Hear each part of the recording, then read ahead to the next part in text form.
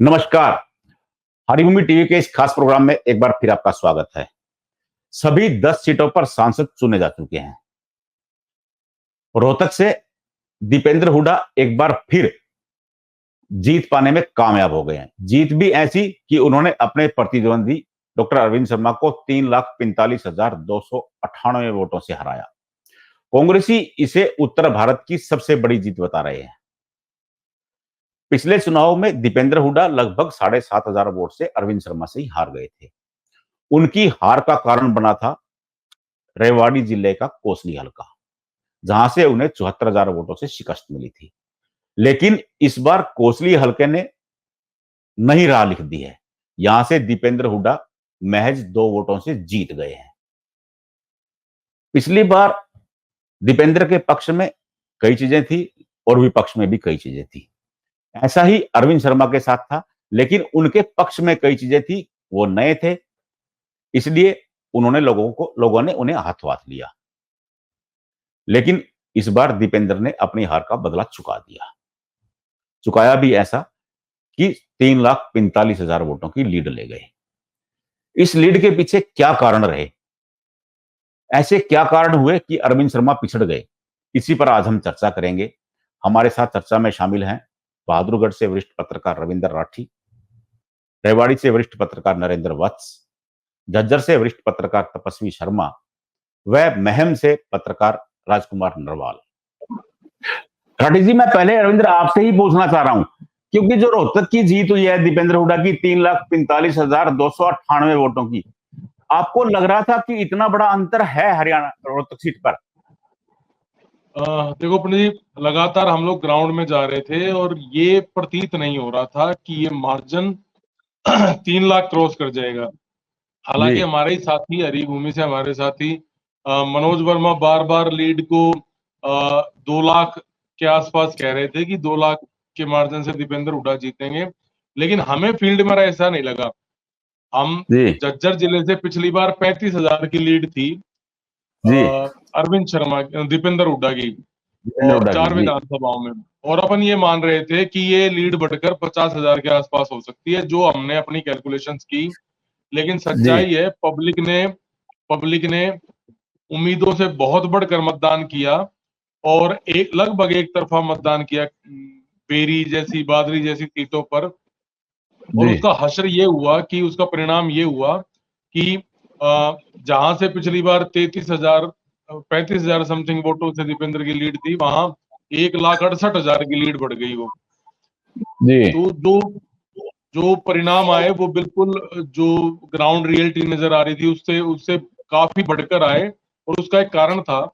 ये कारण है कि आप 2004 का अगर चुनाव देखेंगे ना, 2004 का 5 का, तो उस समय भी लोगों में तत्कालीन इनेलो सरकार के प्रति रोष था, लेकिन वो जाहिर नहीं कर रहे थे और इस समय भी यही नजर आया कि आम जन ने अपनी अभिव्यक्ति नहीं की, और जो उनके मानस में उनके मन में था वो उन्होंने उस तरीके से ईवीएम के खटके दबाए।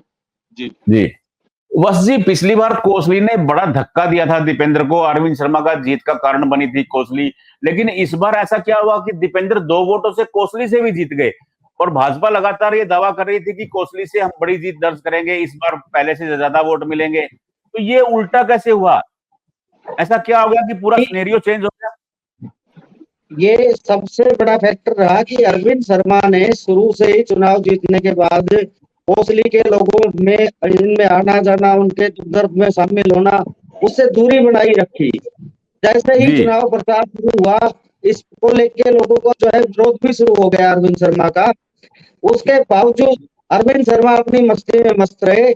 बीजेपी का एक प्लान था कि मुकाबला एक बार फिर से जाट और नॉन जाट का बनने जा रहा है, और यह मुकाबला बनते ही कोसली की साइड से जो है फिर एक तरफा मतदान होगा, नॉन जाट सारे एकजुट हो जाएंगे। इसके विपरीत दीपेंद्र हुड्डा ने शुरू से ही ग्राउंड लेवल पे काम किया। उन्होंने एक मजबूत टीम तैयार की। जगदीश यादव एक अच्छे जनाधार वाले नेता माने जाते हैं कोसली में, उनको अपने साथ जोड़ा। राव इंद्रजीत सिंह के खास समर्थक रहे अनिल पालावास, उनको अपने साथ जोड़ा, और दीपेंद्र धीरे धीरे आगे बढ़ते रहे। मतदान के जो आंकड़े हैं वो ये बताते हैं कि अहिर बाहुल्य गांवों में बहुत अच्छी जो है लीड मिली है दीपेंद्र को। साथ साथ जी 15 से 20 गांव है जो जाट बहुल्य है, उनमें एक तरफा मतदान हुआ है। यही कारण रहा है कि अरविंद शर्मा के लिए लीड लेना तो बहुत दूर की बात है, इस बार अपनी जी हार बचाना भी जो है नामुमकिन हो गया। तपस्वी, आप क्या कहते हैं? आप मेरे को लगातार कह रहे थे कि झज्जर में ऐसा माहौल नहीं है। मेरी आपसे जब लास्ट बार बात हुई थी तो आपने मुझे यह कहा था कि झज्जर में अरविंद शर्मा भारी पड़ेंगे, लेकिन शायद हम लोग समझ नहीं पाए कि माहौल क्या है, अंदर की हवा क्या है। जी सर, जैसे राठी साहब ने बताया सर कि जनता बदलाव के मूड में थी। जनता जी का जो कह कुछ अभिव्यक्त नहीं करी थी, किसके पक्ष में वोट करेंगे, किसके पक्ष में वोट नहीं करेंगे, अंडर करंट था। जी और दूसरी बात, दीपेंद्र हुड्डा ने झज्जर शहर में पूरी विधानसभा में धुएंधार प्रचार किया। उनकी पूरी जी टीम डोर टू डोर उनकी पूरी टीम ने किया। उनकी पत्नी श्वेता हुड्डा ने खूब प्रचार किया, जिसका फायदा दीपेंद्र हुड्डा को मिला। और दूसरा, अरविंद शर्मा की जो हार का कारण एक उनका संगठन बिल्कुल पूरी तरह से विफल रहा। जिस तरह से भाजपा संगठन के बलबूते चुनाव जीतती है, इस चुनाव में जी भाजपा का संगठन कहीं भी कोई भी काम करता हुआ दिखाई नहीं दिया। और जबकि दीपेंद्र हुड्डा पूरे माइक्रो मैनेजमेंट के साथ धुएंधार प्रचार में जुट गए। राजकुमार, मैं आपसे पूछूं, महम पिछली बार भी दीपेंद्र के साथ था, लेकिन इस बार बड़ा साथ था, तो महम में ऐसा क्या हुआ कि बिल्कुल पासा पलट था? क्योंकि महम किलोई का तो माना जा सकता है कि उनके पिता की कंस्टिट्यूंसी है, उनका है, लेकिन महम में ऐसा क्या है? महम पंडित जी, ये जो किसान आंदोलन का जो है ना, ये बड़ा फैक्टर रहा है। क्योंकि यहाँ जी के जो महम हल्के के गांव के लोग ट्रालियां भर भर के जो दिल्ली गए थे, दिल्ली कूच किया जी था, और उन्होंने नेतृत्व किया था। जो महम चौबीसी का जो किसान था, वो किसान जी आंदोलन में उसकी बड़ी भागीदारी थी। तो एक कारण जी तो किसान आंदोलन की वजह से भाजपा से यहाँ का जो मतदाता था वो बिल्कुल खफा जी था। तो दूसरा जी मैं ये कहूंगा कि जो दीपेंद्र हुड्डा का जो व्यक्तित्व है और जी जो उनका स्वभाव है, मिलनसार है, वो जी दूसरे जो नेता हैं उनके लिए भी प्रेरणा स्रोत है। रविंद्र, मैं अगर जी सर। आपसे पूछूं कि एक कारण की सबसे बड़ी अगर जो जीत हुई है, उस जीत का एक कारण, अरविंद शर्मा की हार का एक कारण, आप दो कारण मुझे क्या बताएंगे कि क्या रहे होंगे? इस चुनाव परिणाम हमने कल देखा, उसमें जी अगर अपन मोटा मोटी डिस्कस करें ना, तो सबसे बड़ी बात तो जो जातीय और क्षेत्रीय ध्रुवीकरण का जो प्रयास हुआ ना, जी हम एक छोटी मतलब एक उदाहरण देके मैं एक बात समझाना चाहता हूँ पंडित जी। जैसे पेरी में पिछली बार 25,000 के आसपास की लीड थी दीपेंद्र हुड्डा की, और जी इस बार वो लीड 50,000 क्रॉस कर गई, 55,000 से। जी बादली में जो लीड 11,000 की थी, वो लीड 46,000, लगभग 47,000 की लीड हो गई। बहादुरगढ़ में जो जी 5,000 की हार थी, बहादुरगढ़ जी शहर में पिछली बार क्या हुआ पंडित जी कि दीपेंद्र हुड्डा गांव से 9,000 कुछ की लीड लेकर आए, और जब शहर में जी उन्होंने प्रवेश किया तो करीबन 14,000 वोटों से वो पिछड़ गए, और 5,000 कुछ की डिफीट उन्हें बहादुरगढ़ से मिली। तो जी जब भी लगातार चर्चा होती थी, गांव के लोग ये बोलते थे, बोले यार जितनी मर्जी दे ला, शहर हराता है। तो जो एक शहर और गांव का जो एक अंतर आया, एक जी विरोधाभास बना। और एक जो बड़ी बात जातीय ध्रुवीकरण की रही, इस जी जो हम लगातार अपनी चर्चाओं में बात कर रहे थे, विशेषकर दो जातियों की, जैसे वैश्य समाज और रविदासिया समाज, इसमें कोई जी दो राय नहीं। जो बूथ उनके हैं पंडित जी, वहां पर कांग्रेस को बेहद अच्छी वोट मिली है। और जी बहादुरगढ़ इतना, जहां पे जिस शहर में पिछली बार 14-15 हजार से पीछे रहे दीपेंद्र, वहां इस बार दीपेंद्र को लीड मिली, शहर में भी जी लीड मिली। तो यह जी अप्रत्याशित था, और इसके जैसे दूरगामी परिणाम आने तय हैं। अभी राजकुमार कह रहे थे किसान आंदोलन भी एक फैक्टर है, महंगाई भी एक फैक्टर है, अपराध भी एक फैक्टर है। तमाम चीजें कहीं ना कहीं असर करती हैं, लेकिन सबसे बड़ा असर यहाँ पर ये जो दो तरह का ध्रुवीकरण भाजपा ने करने का प्रयास किया, जिसमें ग्रामीण और शहरी वोटों का ध्रुवीकरण, और दूसरा जो जातीय ध्रुवीकरण, जी जाट और गैर जाट चुनाव को बनाने का, उसमें गांव की तरफ से ये आवाज आई कि जैसे पिछली बार 75,000 की लीड थी कोसली से, और ये कहा कोहली जा से रहा था कि जो आहिर मतदाता है वो जाट कैंडिडेट को वोट नहीं देंगे। जी, तो अंत तक ये यहां से चर्चा जो रही, जी आखिर तक चर्चा यही रहती थी मेरी जी वंशी से पंडित जी, बात मैं होती थी, वही ये कह रहा हूँ। तो जब ये लीड चर्चा कम हो लगातार जाएगी, यही चल रही थी, तो जी। गांव में लोगों ने एक बात धर ली कि अगर वहां से 75,000 की लीड है, बट गैस भी हो जाएगी, हमने वो लीड तोड़नी है। जी जी जब जी ये लगभग हर हल्के से ये सोच के कोसली से कंपटीशन किया हर हल्के ने, और ये भाजपा के लिए बहुत बड़ा कुठाराघात साबित हुआ। जी हम अगर लगातार इन स्टैटिस्टिक्स पर, इन आंकड़ों पर अगर नजर डालें, तो साफ दिखता है कि किसी एक क्षेत्र में नहीं, हर एक क्षेत्र में, हर एक बूथ पर, हर एक गांव में, शहर के हर वार्ड में इजाफा हुआ। और उस इजाफे का कारण वो माहौल है जो बनाने का प्रयास किया गया। भाजपा के लोगों ने भीतर घात भी किया, इसमें कोई दो राय नहीं है। झज्जर, बहादुरगढ़, बादली, बेरी, तमाम जगहों पर जो स्तंभ थे भाजपा के, उन्होंने उस जी शिद्दत से काम नहीं किया और अरविंद शर्मा को अकेला चुनाव लड़ने के लिए और चुनाव में जूझने के लिए छोड़ दिया।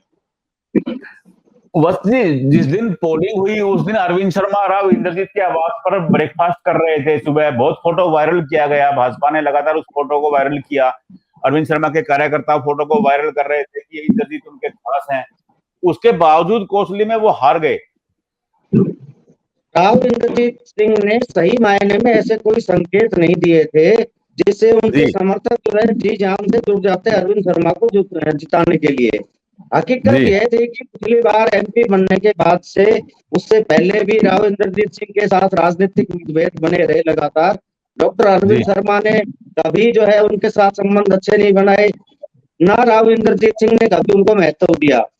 और जी अंतिम दौर में, जब प्रचार के अंतिम दौर में राव इंद्रजीत सिंह वहां पहुंचे, नितिन गडकरी आए हुए थे, तब जी राव इंद्रजीत सिंह के बयान ही अजीबोगरीब थे। उन्होंने जी ये कह दिया था कि एक आदमी को हराने के लिए पूरी कायनात पीछे पड़ी हुई है। सीधा संकेत जी ये था कि दीपेंद्र हुड्डा को हराने के लिए सारे एकजुट हो रहे हैं। जी दूसरे, उन्होंने, अरविंद शर्मा ने ये दावा किया कि मैंने राव साहब से जाके बात की, मैं उनको मना के लाया हूँ। राव साहब ने उसी दौरान जो है ये बोल दिया कि मैं तो पार्टी के नेताओं के कहने से आया हूँ, किसी और के कहने से मैं नहीं आया हूँ।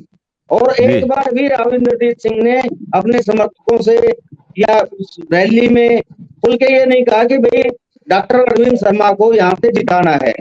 उससे जो है जी उनके समर्थकों को सीधा संदेश मिल गया था कि हमें जी जो जी है अब अरविंद शर्मा का साथ नहीं देना है। जी जी जी जी जी तपस्वी, आप बता रहे हैं कि कमजोर था प्रचार, भाजपा के पास बूथ स्तर पे कार्यकर्ता हैं, उनके पास एक अलग से पूरी कार्यकारिणी है, एक फोर्स है पूरी, तो वो कहाँ नदारद थी, वो कहाँ चले गए थे सारे? अब की बार जो अब चुनाव है ना सर, भाजपा के संगठन बिल्कुल ही निष्क्रिय दिखाई दिया। आपस में इनमें भीतर घात था जिसका खामियाजा चुनाव के दौरान देखने को मिला। पिछली बार जी शहर 2019 के चुनाव में शहर से करीब 7,500 वोटों से बीजेपी को लीड मिली थी। अब वो लीड घट के 1200 से 1400 तक पहुंच गई है, जिसका कारण जी सिर्फ यही रहा कि भाजपा संगठन पूरी तरह से फेल रहा। उनके कार्यकर्ता जी जान से नहीं जुटे, जबकि दीपेंद्र हुड्डा करीब 2 साल पहले ही प्रचार में जुट गए, डोर टू डोर किया। उनके पूरे परिवार के सदस्यों ने बहुत अच्छा प्रचार किया, जी जिसकी बदौलत झज्जर शहर से भी उनको अब की बार इतनी लीड नहीं मिली बीजेपी को जितनी उनकी उम्मीद थी। राजकुमार, अगर मैं आपसे जानना चाहूं कि भाजपा के पास एक बड़ा कैडर है, कांग्रेस तो कार्यकर्ता विहीन पार्टी है क्योंकि लिस्टेड तो कुछ है नहीं। जो दीपेंद्र के कार्यकर्ता हैं या शैलजा के हैं या हुड्डा के हैं, सबके अपने अपने कार्यकर्ता हैं, कोई जिला प्रधान नहीं, कोई ब्लॉक प्रधान नहीं। इसके बावजूद वो कैसे कामयाब हो गए? सर, एक इसमें बड़ा फैक्टर ये था कि डॉक्टर अरविंद शर्मा को पहले सरकार ने इग्नोर किया। सरकार को गालियां देते थे अरविंद शर्मा। एक टाइम ऐसा था कि अरविंद शर्मा ही सरकार के खिलाफ खड़े थे, और फिर जी ऐसा दौर आया कि फिर उन्हीं को मैदान में उतार दिया। पहले तो सरकार उनको इग्नोर करती रही, डॉक्टर अरविंद शर्मा को, और डॉक्टर अरविंद जी शर्मा की भी लोगों के साथ जो पकड़ थी, और जो मनीष ग्रोवर जी का और मुख्यमंत्री जी के साथ जो तालमेल था वो नहीं था। और ऐसे जी एक बार तालमेल बिगड़ने के बाद फिर उसी व्यक्ति को मैदान में उतार देते हैं, तो जी जो उनका कॉन्फिडेंस लेवल भी नहीं था, इस वजह से वो जनता के बीच भी नहीं जा पाए। और सबसे बड़ा कारण यही रहा कि पहले सरकार ने उनको इग्नोर किया, फिर उनको ही टिकट देके मैदान में उतार दिया। जबकि सबको पता था कि आपने भी चुनाव में ये देखा है कि कितने ऑडियो वीडियो वायरल हुए हैं इसके अपने अरविंद शर्मा जी के। तो एक ये बड़ा फैक्टर था कि भी पहले हम किसी को इग्नोर करते हैं, फिर उसी को चुनाव में उतार देते हैं। सर मैं आपसे ये जानना चाहूंगी कोई बड़ा जी इसी बात को मैं थोड़ा सा आगे बढ़ाना चाहूंगा जो आपने सवाल किया संगठन वाला। पर जी पहले दीपेंद्र हुड्डा की बताऊं, दीपेंद्र हुड्डा के पास बेशक कांग्रेस का संगठन नहीं था, लेकिन बहुत सारे ऐसे नेता थे जिनका नेगेटिव इम्पैक्ट था पब्लिक में। दीपेंद्र हुड्डा ने उन सभी नकारात्मक शक्तियों को अपने से दूर किया और दीपेंद्र हुड्डा सीधे जाके लोगों से मिले, सीधे जाके मतदाताओं के ग्रुप से मिले और लगातार चुनाव प्रचार के दौरान लगभग 40 दिन तक वो लगातार डायरेक्ट कांटेक्ट में रहे। दूसरी बात ये रहा, जहां तक भाजपा के संगठन की बात है कि मेरे पास सूची तक है, भाजपा ने जिन लोगों को, भाजपा के स्थानीय नेताओं ने जिन लोगों को बूथ एजेंट बनाया, पंडित जी खास बात है, बीजेपी पन्ना प्रमुख तक की बात करती है, पन्ना एक वोटर लिस्ट के हर एक पन्ने पर ये अपना एक अधिकार मानते हैं। लेकिन विडंबना देखिए कि भाजपा के 40 से ज्यादा एजेंट ऐसे थे जिनको जब भाजपा मुख्यालय से कॉल किया गया आप एजेंट हैं, तो उनमें से कई तो बोले हम कांग्रेसी हैं, किसी ने कहा मैं हरिद्वार हूँ, किसी ने कहा मुझे पता ही नहीं मैं एजेंट बन रहा हूँ। मेरे पास उनकी सूची है। संगठन के नाम पे पन्ना प्रमुख का अस्त्र चलाने वाली भाजपा के पास बूथ एजेंट भी नहीं थे कई स्थानों पर। ये इलेक्शन वाले दिन ये स्थिति देखने को मिली। दूसरी बात, दीपेंद्र ने जब उन लोगों को दूर हटाया तो पब्लिक, सबसे बड़ा इलेक्शन, बिल्कुल किसी कांग्रेस किसी बीजेपी के संगठन ने ये चुनाव नहीं लड़ा, जनता अपना चुनाव खुद लड़ रही थी। जनता को प्रचार से कोई मतलब नहीं था। 24 घंटे टीवी पर, अखबारों पर एक सूत्री कार्यक्रम चला है, लेकिन पब्लिक ने उसको पूरी तरीके से इग्नोर मारा। पब्लिक ने अपने मुद्दों पर प्रत्याशियों का चयन किया और मतदान किया। सच्चाई ये है पंडित जी, सारे संगठन, सारी व्यवस्थाएं धरी की धरी रह गई, जनता ने एक तरफा जाके मतदान किया। जी वत्स जी, मैं आपसे जानना चाहूं तो, क्योंकि कोई ऐसा बड़ा प्रोजेक्ट ना आना अरविंद शर्मा की हार का कारण बन गया, क्योंकि लगातार ये कह रहा था कि कोई प्रोजेक्ट नहीं लेके आ पाए। दीपेंद्र लगातार प्रोजेक्ट ला रहे थे, क्योंकि दीपेंद्र उसमें कांग्रेस की सरकार थी, दीपेंद्र के पिता मुख्यमंत्री थे। लेकिन अरविंद शर्मा के मामले में यहाँ दो बड़े प्रोजेक्ट तो लाना एक बहुत दूर की बात है, लोगों के बीच भी जो है अरविंद शर्मा लगातार नहीं जा पाए। एक कोसली प्रॉपर को छोड़ के आसपास जो है कोसली में और बहुत से गांव हैं, 125 से भी ज्यादा गांव और अलग हटके हैं साउथ में जो एरिया है कोसली का, इन्होंने कभी जाके दर्शन ही नहीं दिए लोगों के बीच। दूसरी बात ये रही कि कोसली से 2014 में विक्रम ठेकेदार जब विधायक बने तो उनको सरकार में भागीदारी मिली, उनको मंत्री बनाया गया। हालांकि ये बात और है कि बाद में जो है विक्रम ठेकेदार को हटाना पड़ा उनकी अपनी कमजोरियों की वजह से। 2019 में जब सांसद भी दे दिया कोसली ने, विधायक भी दे दिया, उसके बावजूद सरकार में कोई भागीदारी नहीं मिली। स्थानीय विधायक को मंत्री पद नहीं मिलने से लोगों में नाराजगी शुरू से देखी जा रही थी। इतना तो तय है कि अरविंद शर्मा को अपने ही संगठन का लाभ नहीं मिल पाया। दूसरा, लोकसभा क्षेत्र में कोई बड़ा प्रोजेक्ट ना आना अरविंद शर्मा की हार का कारण बन गया।